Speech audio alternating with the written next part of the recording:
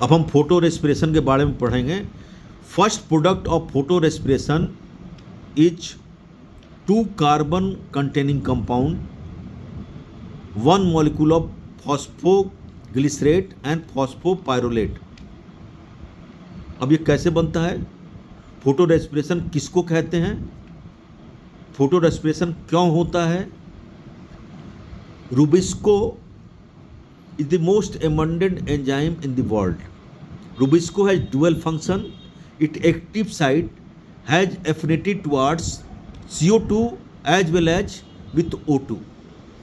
If the concentration of CO2 and O2 is equal in the medium, then it has a greater affinity towards CO2. But if the ratio is reverse, then it may binds with the O2. Rubib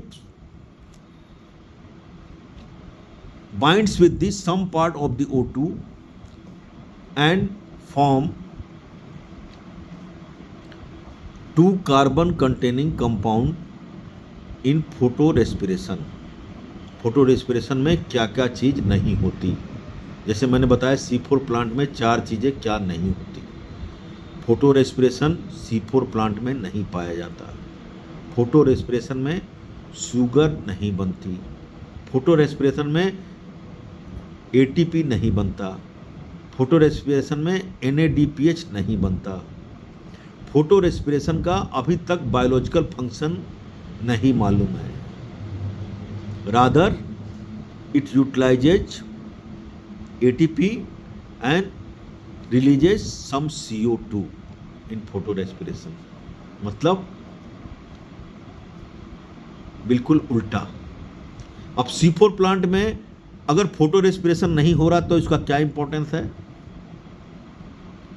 आप जानते हैं कि C4 plant में first fixation product जो होता है वो ऑक्जेलो acetic acid होता है। वो मेसोफिल सेल्स में होता है, पेप कार्बोक्सिलेज एंजाइम की उपस्थिति में होता है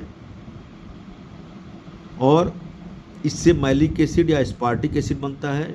ये प्लाज्मा डेस्मोटा के द्वारा ट्रांसपोर्ट होके बंडल शीथ सेल में जाते हैं जहाँ पे रूबिस्को एंजाइम होता है।